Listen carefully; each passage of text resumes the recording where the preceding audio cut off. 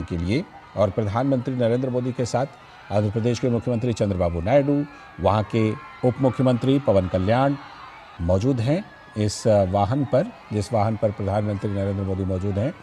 और road show की ये कुछ तस्वीरें आप अपने टेलीविज़न स्क्रीन पर देख रहे हैं। ये इस समय जो आप देख रहे हैं आंध्रा यूनिवर्सिटी के आसपास ये काफिला है। तो विशाखापट्टनम एक ऐतिहासिक शहर, और वहाँ पर प्रधानमंत्री नरेंद्र मोदी पहुँचे हैं। रोड शो की कुछ तस्वीरें हैं। जैसा कि हम जानते हैं कि प्रधानमंत्री नरेंद्र मोदी आंध्र प्रदेश और ओडिशा के 2 दिनों के दौरे पर हैं। आज प्रधानमंत्री नरेंद्र मोदी का विशाखापट्टनम में कई कार्यक्रम हैं। इसमें करीब 2 लाख करोड़ रुपए की जो परियोजनाएं हैं उसकी सौगात प्रधानमंत्री नरेंद्र मोदी विशाखापट्टनम में आंध्र प्रदेश को देने वाले हैं। इसमें कई तरह की विभिन्न परियोजनाएं हैं जो प्रधानमंत्री नरेंद्र मोदी सौंपने वाले हैं। कुछ परियोजनाओं का शिलान्यास है, कुछ परियोजनाओं का उद्घाटन है, कुछ परियोजनाओं की आधारशिला है, ये तमाम चीज़ें। नीरज सिंह हमारे संवाददाता वहाँ पर पहले से पहुँचे हुए हैं और नीरज सिंह ने बहुत वहाँ से एक रिपोर्ट भी भेजी थी कि प्रधानमंत्री का क्या क्या कार्यक्रम है। इस समय हमारे साथ फ़ोन लाइन पर नीरज सिंह जुड़ चुके हैं। नीरज, ये कुछ तस्वीरें हम देख रहे हैं विशाखापट्टनम से प्रधानमंत्री के रोड शो की। बड़ा ज़बरदस्त उत्साह दिखाई पड़ रहा है लोगों में, जनसैलाब में। देखिए, बिल्कुल आप देखते हैं कि लोग हैं, प्रधानमंत्री करीब 2 बजे से ही वहाँ पर मौजूद थे और करीब लाख से 1.5 लाख के करीब ये क्या है। और आप देखें कि आज आंध्र प्रदेश से ज्यादा की जो सौगातें हैं वो और निश्चित तौर पर इस समय में न केवल आंध्र प्रदेश बल्कि आप देख रहे हैं कि पूरे दक्षिण भारत में उसका लाभ मिलेगा। और यही कारण है कि इतनी बड़ी संख्या में लोग हैं प्रधानमंत्री नरेंद्र मोदी को देखने के लिए। प्रधानमंत्री नरेंद्र मोदी के द्वारा जो सौगातें यहाँ के लोगों को सौंपी जा रही हैं उसके लिए धन्यवाद करने के लिए यहाँ आए हैं। आप इन दृश्यों को देख सकते हैं कि कितना विहंगम दृश्य है और लाखों की संख्या में जो लोग हैं प्रधानमंत्री को देखने के लिए यहाँ मौजूद हैं। और ये बताता है कि प्रधानमंत्री की लोकप्रियता किस तरीके से उत्तर भारत से लेकर दक्षिण भारत में।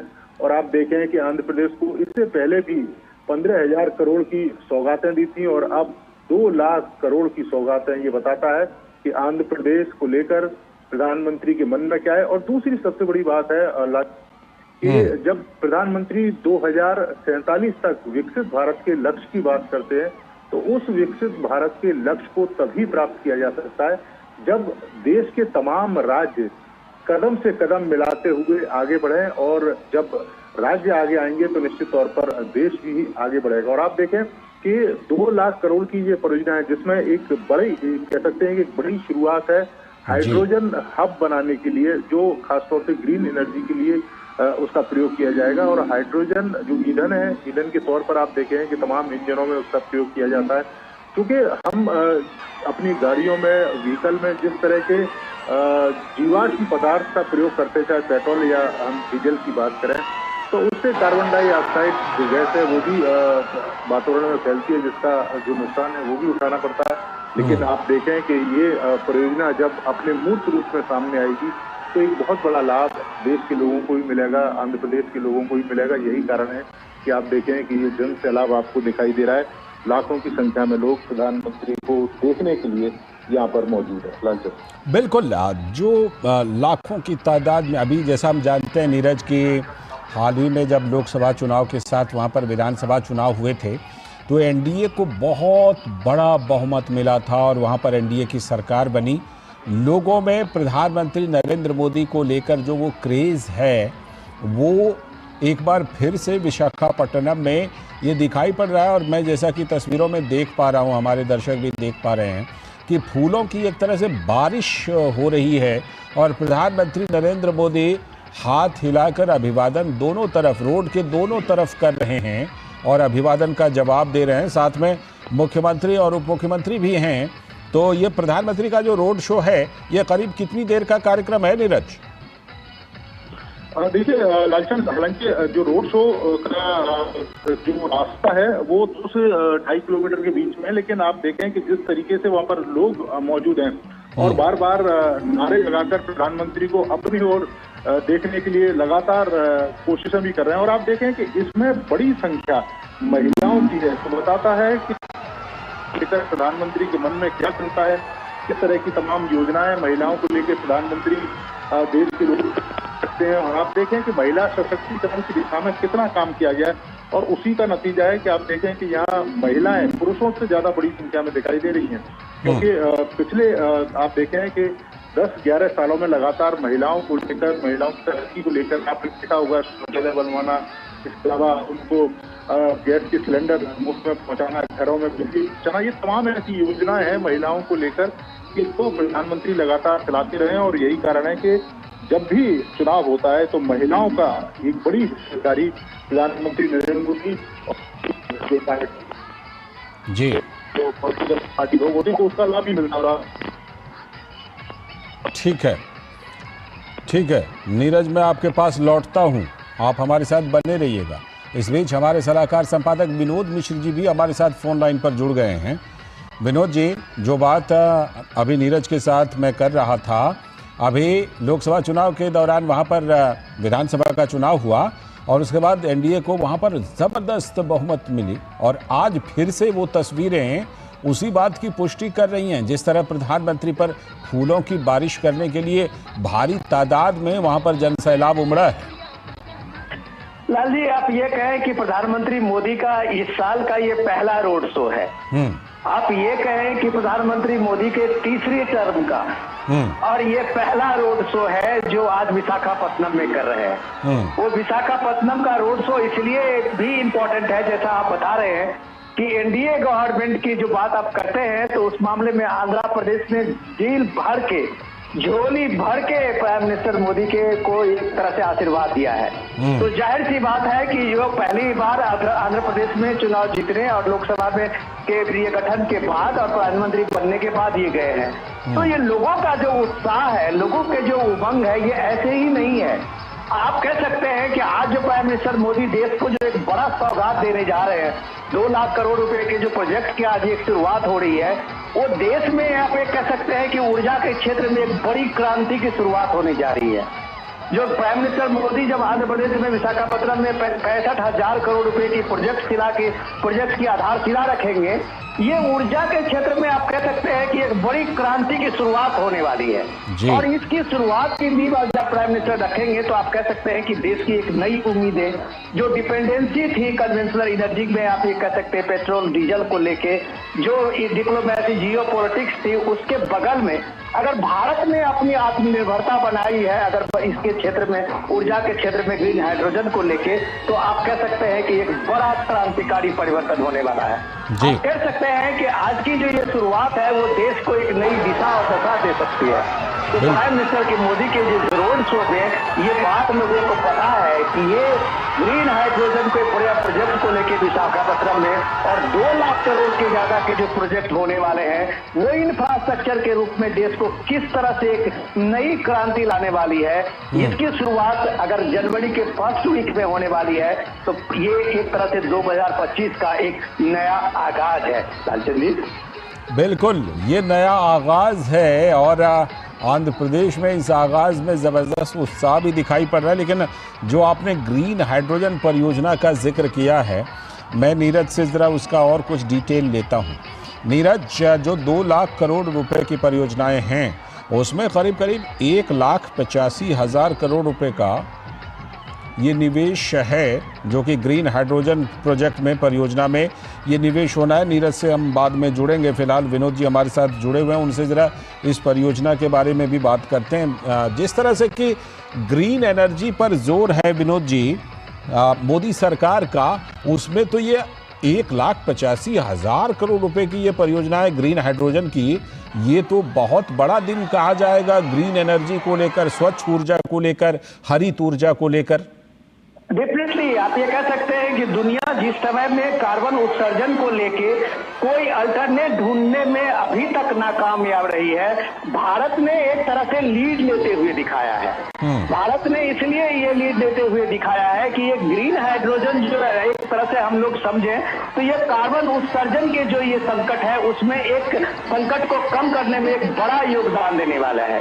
आज जब आप दिल्ली में पॉल्यूशन को लेके जब आप देखते हैं कि इस तरह की चिंता होती है और ये इसका अल्टरनेट में अगर 5 साल 10 साल के बाद ये ग्रीन हाइड्रोजन एक इतना बड़ा विकल्प बनेगा तो आप कह सकते हैं कि इस शहर में जो AQI को लेके हम चिंता होते हैं 400, 500, 1000, वो लगभग ये सारी चिंताएं खत्म हो जाएगी।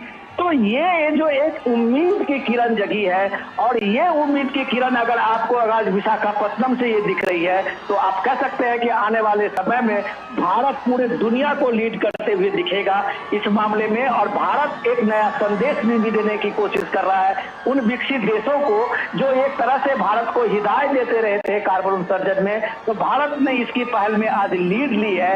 ये भी एक बड़ा संकल्प है लाल जी। और प्राइम मिनिस्टर मोदी के इस रोड शो में एनडीए के उस घटक दलों का आप कॉन्फिडेंस देखिए और चंद्रबाबू नायडू के साथ पवन कल्याण को देखिए कि ये ट्यूनिंग है कि ये डेवलपमेंट का जो रास्ता एनडीए ने चुना है वो डेवलपमेंट के रास्ते पे ये इसी तरह का ये प्रचंड शक्ति से आगे बढ़ते रहेंगे।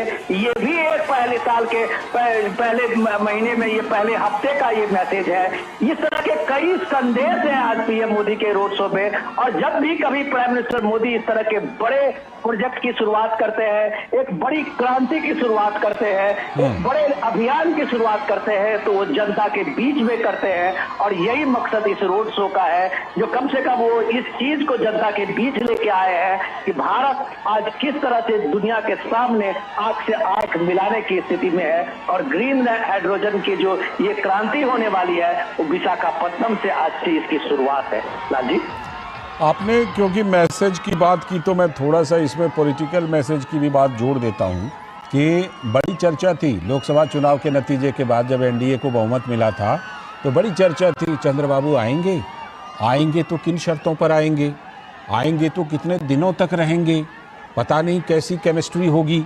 लेकिन ये तो केमिस्ट्री विशाखापट्टनम में ज़बरदस्त दिख रही है और वहाँ से ये भी मैसेज पूरे देश में जा रहा है। विनोद जी, लाल जी, मैं जितना समझ पा रहा हूँ जो राजनीति को और राजनीतिक घटनाक्रम को पिछले 20-25 साल में देखा है, मुझे लगता है कि चंद्रबाबू नायडू इन सब चीजों से पॉलिटिक्स में एक अलग है।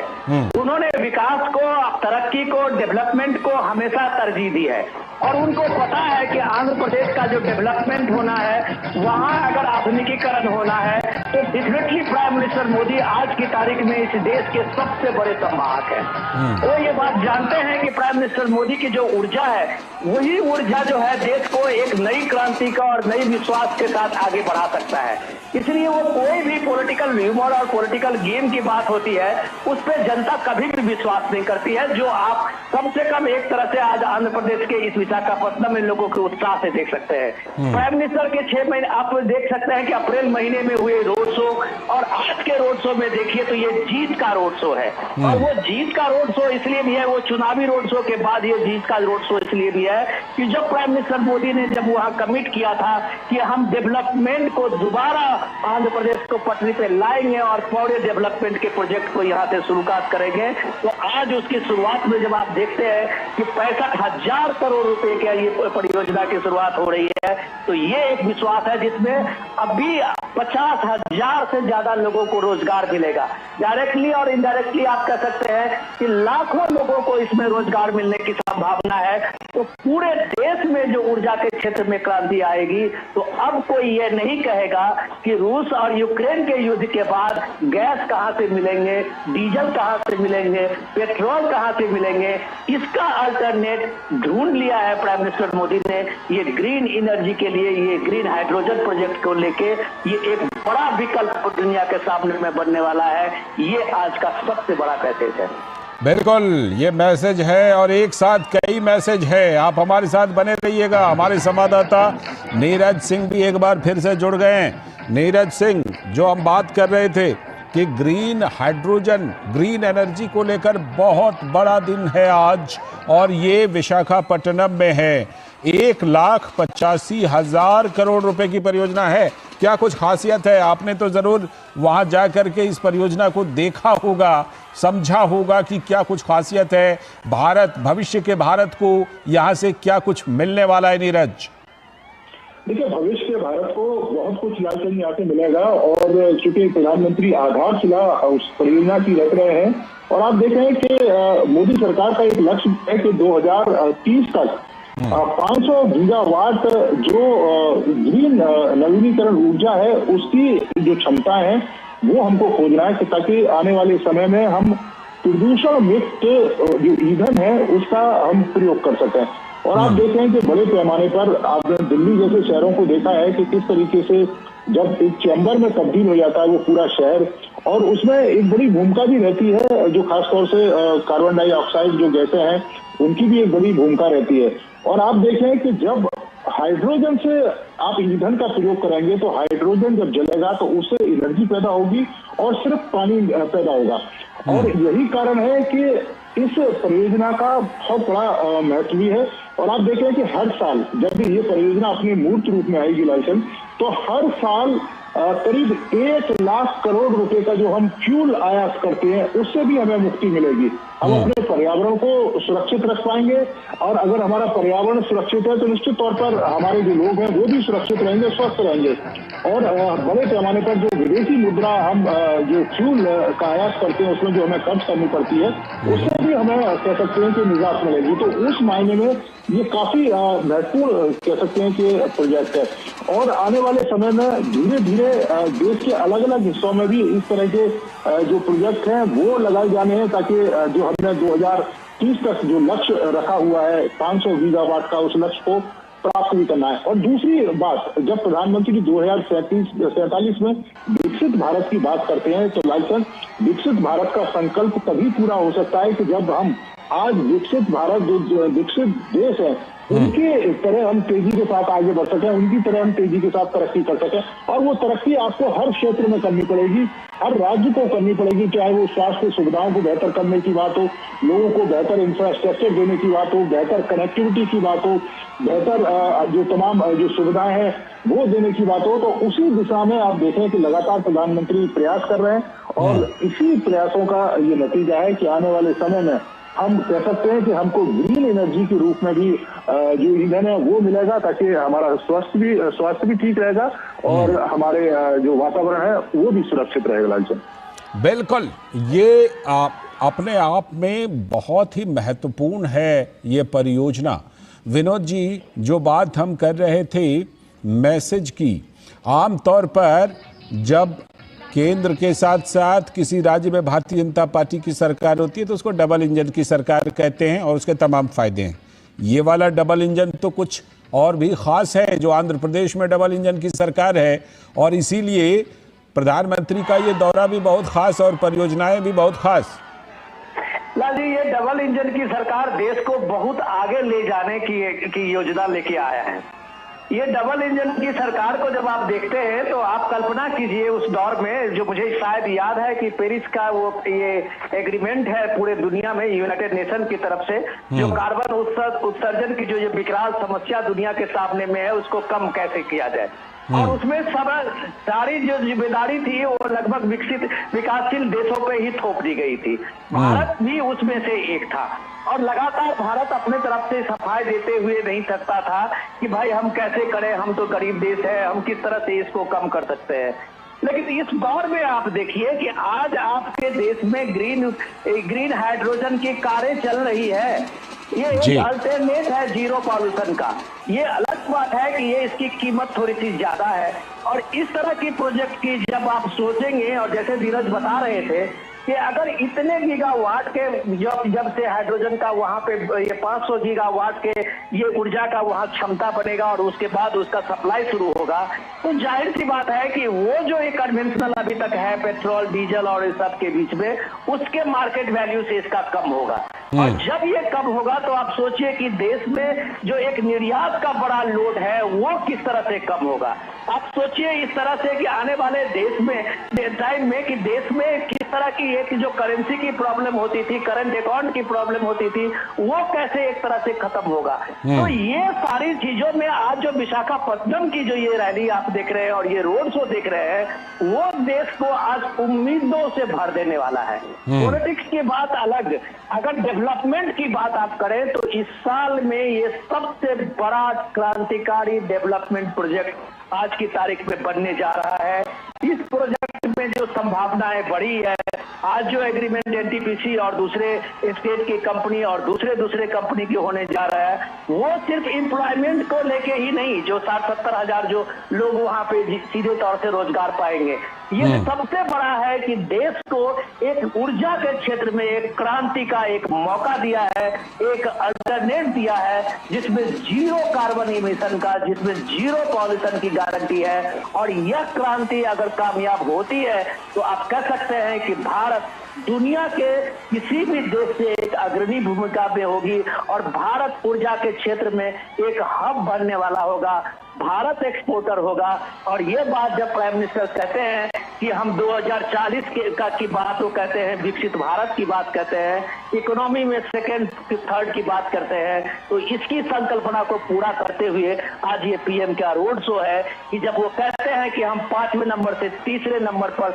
और दूसरे नंबर पर आएंगे, तो वो सिर्फ नारा नहीं होता है, उसमें एक संकल्पना होती है जो पीएम के रोड शो में देख रहे हैं। और ये ग्रीन एनर्जी का और हाइड्रोजन एनर्जी का जो बड़ा प्रोजेक्ट लग रहा है विशाखापट्टनम में, आप कह सकते हैं कि भारत की तस्वीर बदलने वाला है। बिल्कुल, ये तस्वीर बदलने वाली है। और इस परियोजना के साथ साथ कुछ और भी बड़ी परियोजनाएं हैं, जो रेलवे और सड़क से जुड़ी हुई परियोजनाएं, उस पर भी कुछ बात और कुछ ज्यादा जानकारी लेते हैं नीरज से। नीरज, करीब 19,500 करोड़ रुपए की ये सड़क और रेलवे की परियोजनाएं हैं, ये कितनी अहम है, कितनी इससे विशाखापट्टनम और आसपास और आंध्र प्रदेश को इससे फायदा होने वाला है? नीरज, देखिए बिल्कुल लालचंद जी बहुत अहम है, लेकिन मैं विनोद जी की बात को थोड़ा सा आगे बढ़ा दूं, क्योंकि आप देखे हैं लालचंद कि दुनिया में जो भी पावरफुल कंट्री है, वो सबसे अगर उनके पास जो कह सकते हैं कि हम ईंधन या एनर्जी है, उसका सबसे महत्वपूर्ण रोल होता है। और आप आज हम अपने ईंधन के लिए तमाम दुनिया के देशों पर निर्भर हैं, और जिस तरह की कोशिशें प्रधानमंत्री ने की है कि हम धीरे धीरे अपने निर्यात को घटाएंगे, और जब निर्यात घटेगा तो हम खुद एनर्जी के मामले में आत्मनिर्भर रहेंगे। और जब हमारे पास एनर्जी रहेगी तो निश्चित तौर पर हमको आगे काम चलाने में बहुत ज्यादा जो परेशानियां हैं वो नहीं आएंगी। यही कारण है कि 2030 तक ये लक्ष्य रखकर प्रधानमंत्री ने इस जो प्रोजेक्ट है उसकी जो शुरुआत है वो की है, ताकि 500 गीगावाट के उस लक्ष्य को हम प्राप्त कर सकें।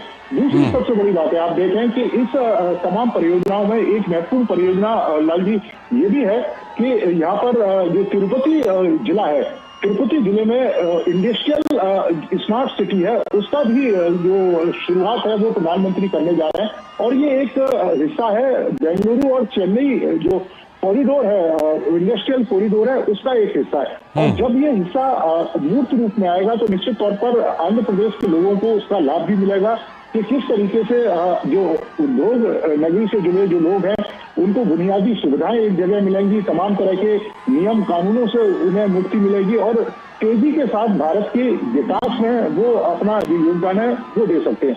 इसके साथ साथ ही एक बड़ा और महत्वपूर्ण प्रोजेक्ट है कि जो औषधि पार्क है, जो बल्क औषधि पार्क है, एक बड़ा औषधि पार्क बनाया जा रहा है आंध्र प्रदेश के अंदर, खासतौर से विशाखापट्टनम से थोड़ी सी दूर पर वो मौजूद है। और उसकी खासियत लाल जी ये रहेगी कि आप देखें कि आने वाले समय में हमारे देश के जो लोग हैं, गरीब लोग हैं, उनको किफायती जो दवा है वो मिल सके, सस्ते दरों पर दवाएं मिल सके, बढ़िया बढ़िया जो इनोवेशन है वो हो सके। और इसके अलावा क्योंकि साउथ सबको पता है कि मेडिकल के क्षेत्र में साउथ का एक बड़ा नाम है, और यहाँ पर अगर औद्योगिक पार्क अगर बन रहा है तो इस इंडस्ट्री से जुड़े लोग एक जगह ही तमाम तरह के इंफ्रास्ट्रक्चर को भी प्राप्त कर लेंगे और उनके कारोबार में तेजी भी आएगी। और जब कारोबार में तेजी आएगी तो उसका बड़े पैमाने पर जो लाभ है वो लोगों को मिलेगा। और ये कहा जा रहा है कि ये तमाम तरह की जो परियोजना है उससे 6 से 7 लाख के बीच में जो लोग हैं वो रोजगार प्राप्त कर सकते हैं। तो निश्चित तौर पर एक बड़ा प्रयास है। और इसके साथ साथ ही आप रेलवे का देखें कि जो दक्षिण तटीय रेलवे जो जोन है उसकी शुरुआत हो रही है। मुख्यालय, उसकी आधारशिला प्रधानमंत्री रखेंगे। और रेल कनेक्टिविटी को किस तरीके से बेहतर किया जाए, रेल कनेक्टिविटी को किस तरीके से देश के एक हिस्से से दूसरे हिस्से तक जोड़ा जाए, और सिर्फ रेल कनेक्टिविटी नहीं, उसके साथ उसकी स्पीड को भी, कि उसकी स्पीड को किस तरीके से बढ़ाकर हम दूरियों को कम कर सकते हैं, अपने समय को बचा सकते हैं। तो इस दिशा में भी ये एक बड़ा कदम है। प्रधानमंत्री जब 2 लाख से ज्यादा करोड़ की परियोजनाओं की शुरुआत करने जा रहे हैं। लाल जी, बिल्कुल, ये अपने आप में बहुत ही महत्वपूर्ण है। और जो कुछ मैसेज की बात हम कर रहे थे विनोद जी, बहुत सारे ऐसे लोग हैं विनोद जी जो पता नहीं ना जाने कितने महीने से इंतज़ार कर रहे हैं कि कुछ खबर आए, लेकिन ये तस्वीरें जो हैं वो तो उनकी उम्मीदों पर क्या कहा जाए, पानी फेर रहा है या झाड़ू फेर रहा है। इस तरह की तस्वीरें जो वहाँ से आ रही हैं आंध्र प्रदेश से।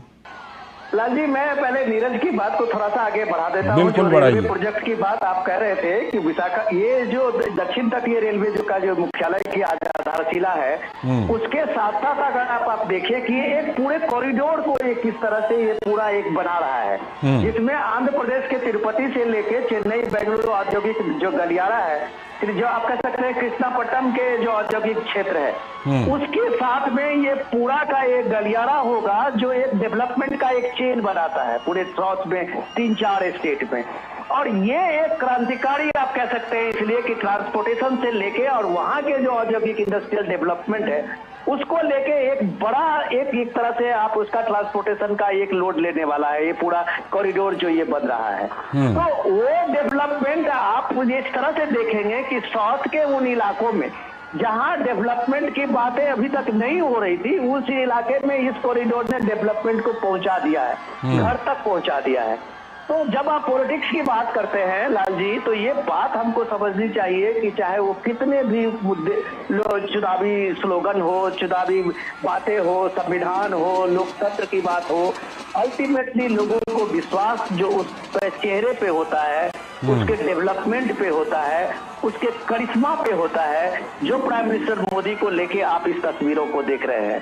जो पॉलिटिक्स की बात जब आप करते हैं तो आप ये देखिए कि आज एनडीए की ये पूरी ताकत आंध्र प्रदेश में है। खुद प्राइम मिनिस्टर मोदी ने सबसे ज्यादा वहां दक्षिण के राज्यों में कर्नाटक से लेके और आंध्र प्रदेश में रैलियां की थी, रोड शो की थी, और वो चुनाव जो है पूरे एनडीए की वो बड़ी जीत बनी थी और एक बड़ा बदलाव वहां, राजनीतिक बदलाव सामने में दिखे थे। ये पॉलिटिकली हम इस बात को एक तरह से एक फुटेज में यूज करते हैं कि चंद्रबाबू नायडू का कभी हो सकता है, तो आप उनको ध्यान में रखना होगा कि पवन कल्याण भी उनके साथ में है।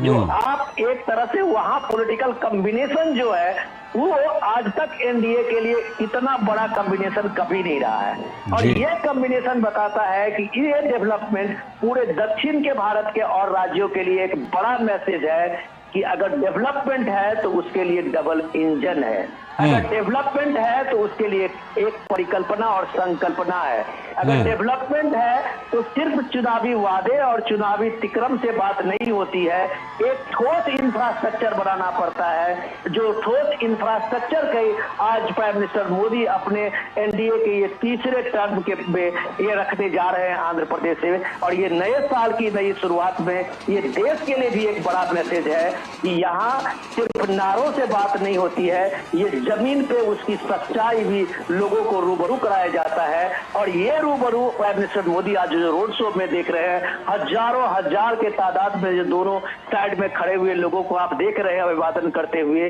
वो एक संकेत है लोगों की तरफ से, अभिवादन है इस तरह से कि प्राइम मिनिस्टर मोदी का वो करिश्मा है कि आज आप विशाखापट्टनम में लोगों के सामने में देख रहे हैं कि इतने बड़े प्रोजेक्ट से जो पूरे इलाके का नहीं पूरे देश में एक नए बदलाव की किरण हम लोगों के सामने में दिखेगा कुछ ही वर्षों के बाद। ये उम्मीद भारत को एस्पिरेशन से भर देता है और यही एस्पिरेशनल इंडिया है। बिल्कुल, ये जो बिल्कुल भारत को जो उम्मीद है उस उम्मीद को पूरा करने का काम कर रहे हैं प्रधानमंत्री नरेंद्र मोदी। नीरज, जो चेन्नई बेंगलुरु औद्योगिक गलियारा, इसके तहत कृष्णापट्टनम औद्योगिक क्षेत्र की आधारशिला भी प्रधानमंत्री रखने वाले हैं। तो आज का ये कार्यक्रम तमिलनाडु के लिए और कर्नाटक के लिए भी बेहद महत्वपूर्ण, क्योंकि इस